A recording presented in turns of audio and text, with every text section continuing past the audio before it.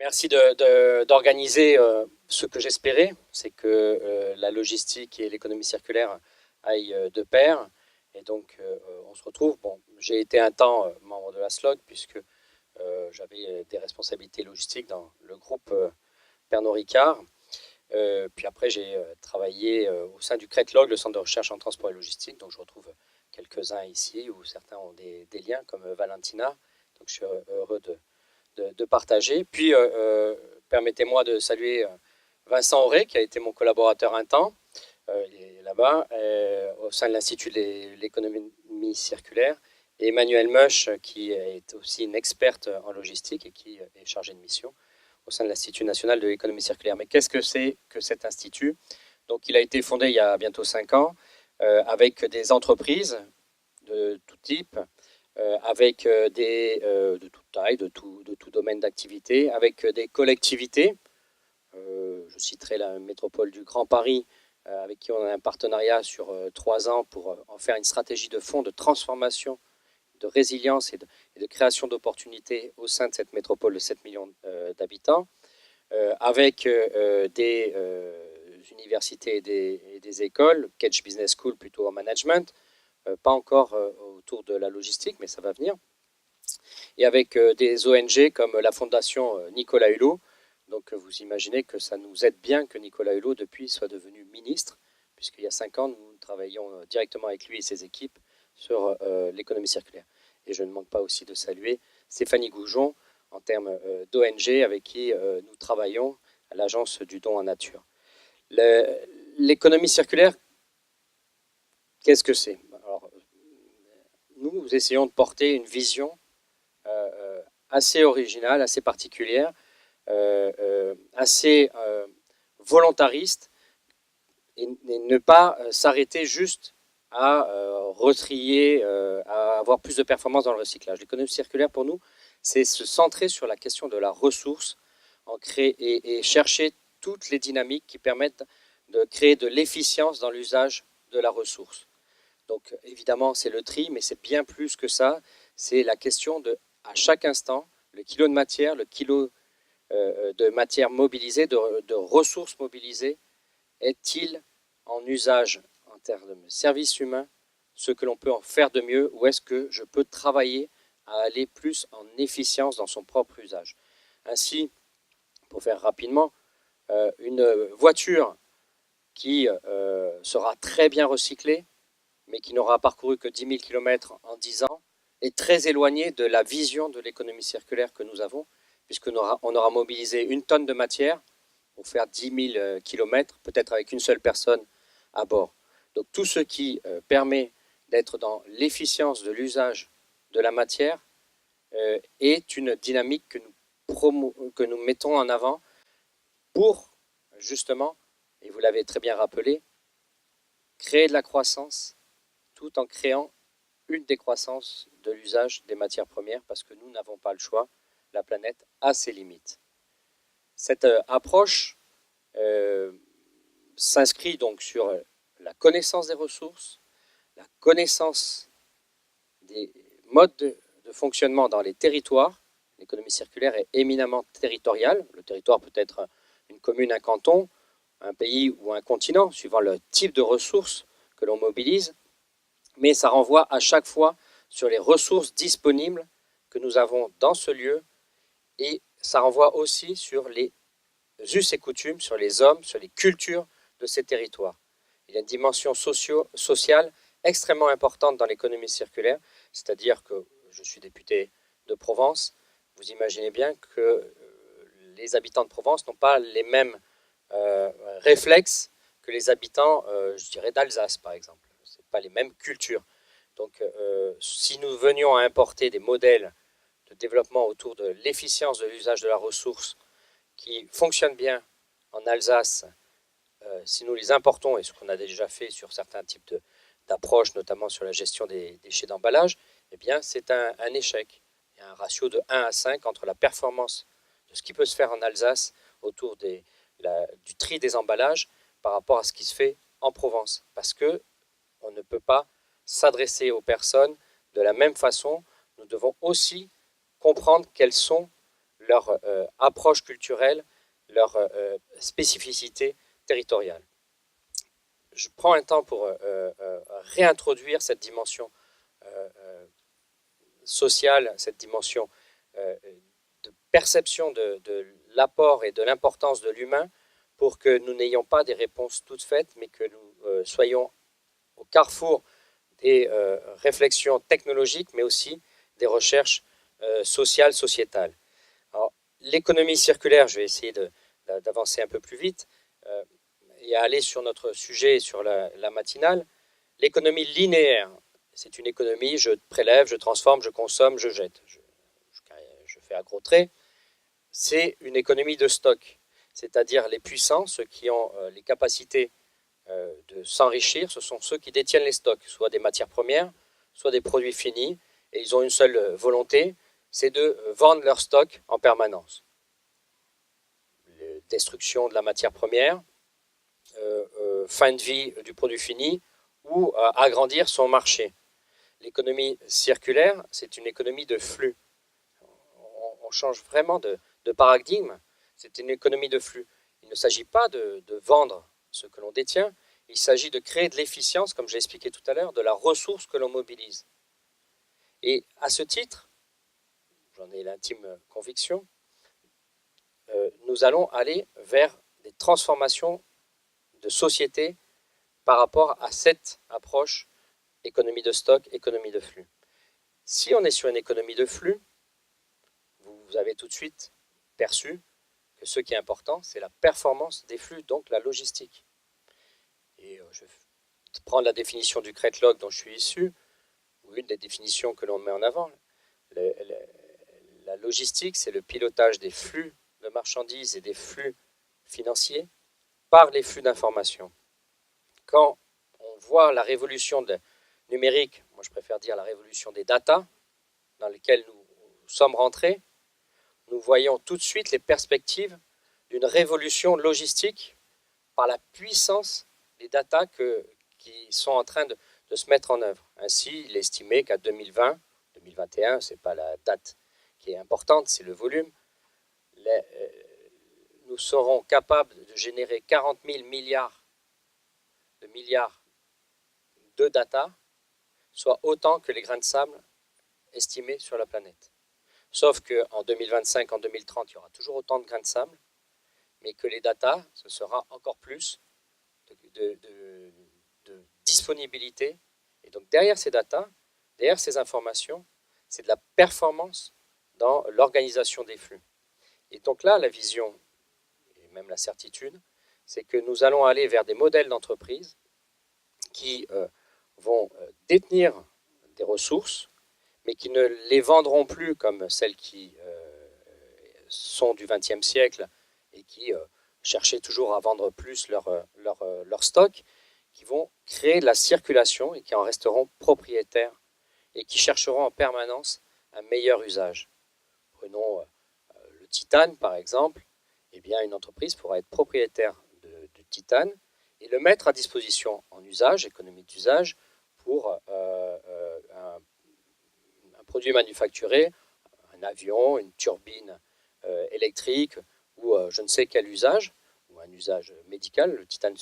Mais à la fin, il récupère cette matière et la réutilise dans un autre usage où il y a plus de performance en termes de service et où, évidemment, il dégagera plus de marge. Vous comprenez qu'on rentre dans des modèles où la gestion des flux est d'une complexité sans nom et donc nécessite des experts, mais surtout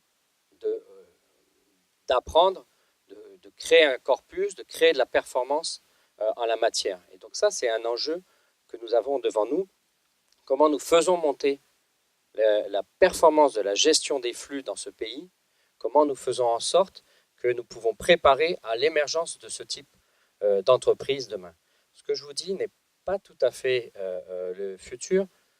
Prenez Bouygues Immobilier, travaille sur une stratégie de construire des bâtiments dont ils restent propriétaires et qu'ils remettent l'usage pour X ou Y besoin, par exemple des bureaux. Mais ce bâtiment, il s'autorise à le détruire pour récupérer les volumes de sable, de granulats, pour servir un autre projet, notamment dans des métropoles en tension sur l'approvisionnement des sables et des granulats. Ainsi, un bâtiment peut être détruit au bout de 10 ans parce que la tonne de sable, la tonne de granulats sera utilisée pour faire un pont qui apporte beaucoup plus de valeur et d'usage que le bâtiment en soi de bureau. Donc on voit que ce sont des approches qui commencent à émerger, qui commencent à se structurer. On peut regarder aussi sur Renault ou d'autres constructeurs. La batterie de la Zoé appartient à Renault. Certes, ça leur permet de vendre moins cher, mais c'est surtout les matières premières qui sont dans la batterie sont des ressources qui peuvent d'un seul coup, par des jeux géopolitiques, se retrouver en tension et donc ils n'auraient plus accès. Donc s'ils font comme d'autres modèles Toyota qui laissent les batteries aux propriétaires et qui donc perdent la maîtrise de ces matières premières, eh bien lorsqu'il y a une tension géopolitique, Toyota se retrouvera contraint pour acquérir ces nouvelles matières premières pour les nouvelles batteries. Renault reste propriétaire de ces matières premières et donc peut décider du meilleur usage qu'il en fait. Pour en avoir discuté avec eux, ils en sont allés jusqu'au pot catalytique, dont une grande partie des matières filtrantes sont d'origine russe.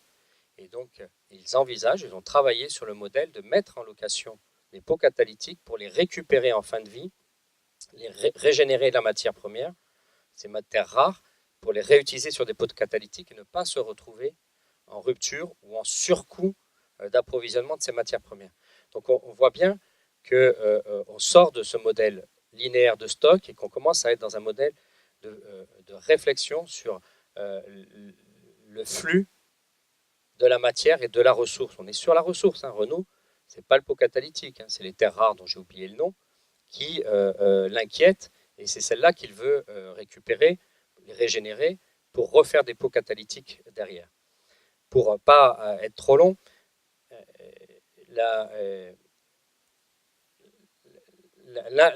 l'enjeu, vous l'aurez compris, est donc de transformer toute cette société. Alors aujourd'hui, l'Institut national de l'économie circulaire, nous lançons évidemment des travaux sur ces questions de et logistique et enjeux ressources, enjeux économie circulaire. Nous, avec Emmanuel Meuch notamment, qui est ici présente, et nous les inscrivons dans la dynamique nationale et européenne en cours.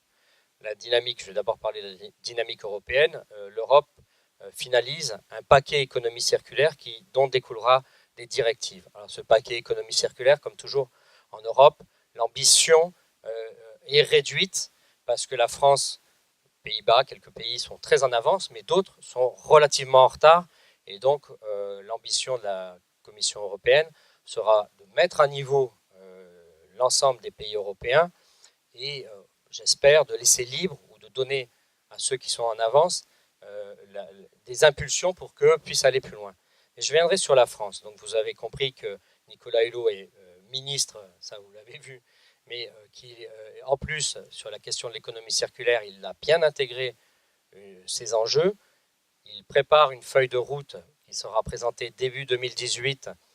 Donc, toujours pareil, il y a des arbitrages. Il faut peser pour que ces arbitrages soient ambitieux et que ces arbitrages nous permettent de donner à nos entreprises, permettent de donner à notre pays le lead sur la question de l'économie circulaire. C'est d'ailleurs une des promesses de campagne d'Emmanuel Macron. Je ferai de la France le pays leader mondial de l'économie circulaire, mais pour cela, il faut dépasser la seule question du tri des déchets et aller dans ce que je vous ai un peu exprimé en termes de vision, dans lequel la logistique ou le pilotage des flux, on va mettre de côté le terme logistique, le pilotage des flux pour chercher de la performance et de l'efficience, entre en jeu. Et vous l'avez rappelé, j'ai été nommé par le ministre de l'économie de l'époque, Emmanuel Macron, président de la Commission nationale logistique. Nous avons remis une stratégie qui s'appelle France Logistique 2025 il y a un peu plus d'un an au gouvernement précédent, où il y avait, où d'ailleurs nombre d'entre vous ou vos représentants participaient à la production de cette feuille de route, de cette stratégie, où il y avait des leviers pour faire de la France, qui est très en retard sur la question logistique, un des top 5 mondial du sujet. Comme parallèlement à ça, on est en France capable d'écrire souvent le mot stratégie, après est-ce qu'on l'applique, il est demandé à ce que la France se dote d'une stratégie nationale de transition vers l'économie circulaire, cette fameuse feuille de route. Eh bien, il me semble qu'il y a un enjeu à rapprocher, voire en faire un seul élément, la question de la logistique et de l'économie circulaire. Parce que si l'économie circulaire, on ne l'aborde pas dans une pensée de flux, dans la complexité, dans la remise en cause, je suis face à des logisticiens permanentes, quotidiennes, le modèle que l'on a, comment on cherche à aller plus loin dans la réponse aux enjeux, aux critères qui nous sont donnés par nos donneurs d'ordre. Eh bien, si on ne fait pas ce rapprochement, je pense qu'on passe à côté largement de ce que la France pourrait prendre comme lead au niveau mondial. Et symboliquement, moi j'espère, et on va travailler ensemble si vous êtes d'accord, hein, c'est un peu ce que je lance ce matin auprès de l'ASLOG, et je le lancerai auprès d'autres, travailler à ce que apparaisse au sein de l'exécutif national une responsabilité sur logistique et économie circulaire, qui ne sont pas apparentes aujourd'hui. L'économie circulaire est exprimée au sein de la responsabilité de Nicolas Hulot avec la secrétaire d'État Brune Poirson, mais qui reste très déchet. Et si nous n'allons pas sur sortir d'abord du ministère de la Transition écologique et solidaire, ce sont des enjeux économiques, donc ça serait plutôt rattaché au ministère de l'économie, et réussir à avoir un secrétaire d'État, un délégué interministériel, une mission économie circulaire et logistique, mais avoir au sein de l'exécutif national ces deux termes rapprochés sera la démonstration que la France se dote réellement, sur un long terme, sur 10 ou 20 ans, d'une stratégie de transformation de son modèle économique pour répondre à l'enjeu. C'est dommage qu'on n'a pas laissé la diapo précédente, qui est bien plus importante et intéressante que celle-ci, sur de répondre à l'enjeu d'une planète une et unique qui n'a pas de réserve et qui ne peut pas nous donner plus que ce qu'elle a, et répondre aussi à la performance économique de notre pays pour en faire un leader mondial. Nous avons, je fais rapide, mais vous le savez très bien, nous avons tout ce qu'il faut en termes d'entreprise, d'expertise, de centres de recherche, de volonté entrepreneuriale, de collectivités qui sont prêtes à jouer le jeu. Et il nous manque l'impulsion nationale, et c'est ce sur quoi je travaille, et j'espère qu'ensemble nous pourrons peser pour qu'arrive un jour cette responsabilité au sein du gouvernement, économie circulaire et logistique, dans une vision évidemment d'une supply chain étendue à la question de la ressource qui descend jusqu'à la matière, qui descend jusqu'à, j'allais dire, jusqu'à la molécule, jusqu'à, pas à l'atome, mais jusqu'au gramme. Voilà, merci.